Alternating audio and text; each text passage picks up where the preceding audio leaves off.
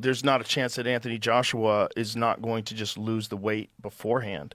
He's not going to come in drained. What he's going to do is just do extra cardio, and that's just going to make him more dangerous. He's going to be terrifying, and he's going to have a lot to prove. He's going to be very angry that Jake Paul wants to fight him. Jake talks about shocking the world and inspiring the next generation. But even as he speaks, his tone reveals that he understands the size difference is on another level. He jokes about having to look upward just to make eye contact with Joshua. Yet he still tries to maintain the same high-energy attitude he brings to every big moment. He wants people to believe that confidence alone can carry him through a match with a giant who has held major belts and destroyed real opponents. Jake tries to spin the narrative by saying that taking on someone as big is exactly the kind of inspiration young fighters need, because stepping up with courage shows ambition. But the gap between ambition and the truth inside a ring is massive, especially when the opponent is a heavyweight with proven knockout power. Fight of the year, you, Anthony Joshua, how we doing? Dude, never been better. This is what I dreamed of. This is what I manifested into reality. I'm here to shock the world, inspire the next generation. We're in the Heat arena. I'm a big Heat fan. Miami's on fire. This is my first pro fight, was in Miami against Gibb. I'm bringing that same energy here. First round KO. And the Schmo interviewed you there when you fought Gibb. It was on Fight TV. We've been with you along the way. Not very many times you're looking up at a face-off. So what did you make of looking up for one of the very first times at a face-off right here? Just looking up at Daddy there and just seeing, how big he is, and just my eyes were kind of going into his nipples and stuff, which I kind of liked. And then basically I was just like, whoa, he's big in that. And then, I can't believe how tall he is. Is this chain really on the line for the winner? I don't know if it's confirmed, but I'm down. But he has to put something up too. There has to be something in it for me. You say this is the biggest upset that's going to be in boxing history, right up there with 42-1 with Buster Douglas. Yep. What is the headline going to be when you knock this guy out and he's laying on the canvas? Holy. The size comparison becomes a major talking point because Jake has always been seen as a solid, strong figure in his own divisions. Yet when Oladipo speaks, he calls this matchup a true David versus Goliath moment. Joshua doesn't just stand taller. He carries a physique built through years of heavyweight training and conditioning. This makes the visual difference almost shocking when the two are seen side by side. Even though Jake has put on weight and muscle, he still cannot match the natural frame of a heavyweight who's been fighting equally massive opponents for years. Oladipo explains that the public will witness a rare clash, a fighter from a smaller background stepping in against a man who looks like he belongs in an entirely different category. See Jake Paul versus AJ as though Jake Paul is the bigger in this equation. Not for me. Maybe for MVP, Nikisa, Jake Paul, but not for me. I've kind of marked it or titled it David versus Goliath just because of the size difference. Like, Jake Paul's a big guy. He is. He's 6'1", 220, probably fights around, the 200-pound mark. AJ is an enormous guy. Like, he's a big, big unit. And I think Jake realized that when they came face to face. I don't know if that's the first time they've ever come that close. I'm sure they've met behind the scenes.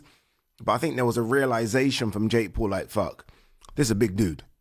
It's a very, very big dude who isn't coming to play. Like, there was no play with AJ. That was a press conference that almost sounded like AJ versus someone in the top 10, where AJ's taking it seriously. He's answering the questions direct that Ariel's throwing him. There was no, we're here to kind of fuck around. This is going to be easy. Give me my money. Let me run back to the UK. This was AJ's like, no, we're taking this seriously. And that ain't a good thing for Jake Paul. It isn't. And AJ's that guy anyway. Like, I would never doubt that AJ would take this seriously. But for Jake Paul, I do wonder if realization is kicking in, or maybe he is just that delusional where he doesn't care. I do, and I've been sort of corrected by a few people who maybe know better, but I do think the Americans don't credit or rate AJ. I do think there's a bit of that. I remember when AJ did the rounds prior to the Ruiz fight, and there were a few people like, you're not that good. This was prior to him getting beat by Ruiz. The early discussion around this matchup had people calling it entertainment or a stage show. But the reaction from those who understand boxing says otherwise. Anthony Joshua carries a mindset that simply does not fit into any setup where things are arranged or softened. His training clips show a heavyweight preparing with clear purpose and zero intention of holding back. This fight is not a showpiece for him. Joshua spent his career facing real punchers, real contenders, and real pressure. He cannot enter a ring thinking about putting on a light performance for cameras. On the other side, Jake continues to push the idea that this event will shock the world. But even then, the difference in reality remains huge. Joshua looks prepared to walk in with full force and silence every doubt people keep repeating. Oh, next month, that is for money, as opposed to boxing. And boxing merit is Anthony Joshua against Jake Paul. How much are the boundaries of safety, Frank, being pushed for entertainment purposes here? Well, look, obviously, we are in a dangerous sport. We have to accept that. And obviously, the people looking after Jake Paul, if I was managing or promoting Jake Paul, would I say this is the right move for Jake Paul? Probably not, being completely honest with you. But he's put himself in a position, was Jake Paul Mike Tyson a sensible thing to do? To a 58-year-old man or 60, I'm not sure what Mike is, but was that sensible? Probably not. And I would have said that at the time, but it's the world we live in now. And the reality is a lot of people are going to watch it, but we also at the same time have to make the sport as safe as possible and put everything in place around it to ensure that. And that's what the commission, the Florida State Athletic Commission, will be doing, as will the promoters of the event. So, I mean, Frank, not to finish on too much of a negative, but it begs the question, if Anthony Joshua ends up inflicting considerable damage on Jake Paul, how much does that reflect on you and Matchroom? I think we go into the fight. We got offered a proposition to do this fight. Anthony Joshua accepted it. Jake Paul's put himself in a position to take that fight, and that's the reality, Jake Paul. But we all want everything we do in this sport. We want to make it as safe as we possibly can, but we have to accept the risks attached to it. And this is risky, isn't it?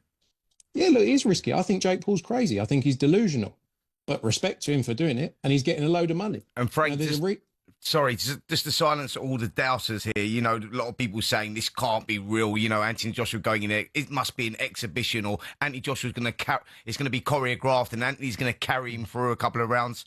I know Anthony Joshua, just to silence all those doubters, he's going to go in there to do a job, right? When Ben Shalom gives his opinion, he expresses clear confusion about how such a matchup even came together. The difference in divisions, levels, experience, and risk is simply too wide. He questions the logic behind putting a man with true heavyweight power against someone who is still building his career through smaller matchups. Shalom suggests that this event exists outside the usual rules of boxing matchmaking, where fighters are developed step by step before facing elite competition. In his view, the sport has a structure, but this pairing doesn't fit into any normal pattern. That's why he says the fight carries strange energy.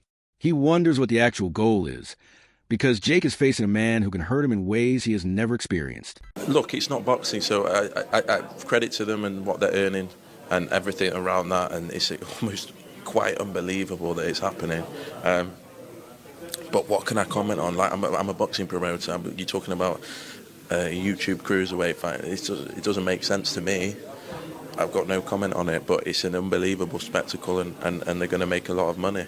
But yeah, I'm not the person to ask about that fight. Chael Sonnen speaks in his usual direct style, pointing out that people keep doubting whether the fight will even happen. But he understands how committed Jake is to making it real. He jokes that Jake would call out AJ even on the day of the fight if he had to, but he reminds everyone that this isn't how the business works. Chael explains that Jake is paying for almost everything from press events to promotion because he's not just a fighter, he's also the promoter. That means he carries a financial pressure and cannot simply change things last minute or surprise people with sudden announcements. Sonnen emphasizes that Jake created this entire path for himself, and with that comes responsibility. When you run the show, your money, time, and reputation are all on the line. This fight will not happen.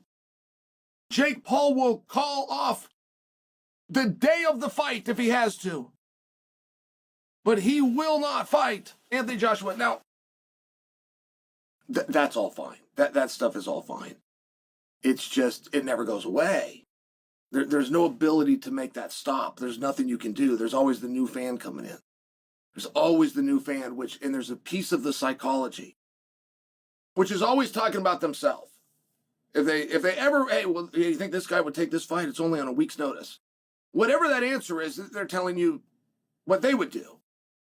Do you think this guy would fight this guy? No way. He'd get his ass kicked. So they're telling you about themselves. They're letting you know that they would not take a fight that they didn't know that they were going to win. When the person says, mark my words, Jake Paul will pull out of this fight. He might even do it the day of. Pull out of the fight to who? It's his fight. Who is this mystery person? Did you write? Because I know this is a big category. I just read one guy that said this. But I'm talking to a lot of you, aren't I? A lot of you believe that Jake Paul is going to pull out of that fight. Might even do it the day of. Correct? Correct? Okay. Who would he pull out to? He is the promoter. Who would he call? Does he send an email to himself? Does he send a text message to himself? Does he schedule a meeting, come in and sit down, cross the table and look in the eye himself?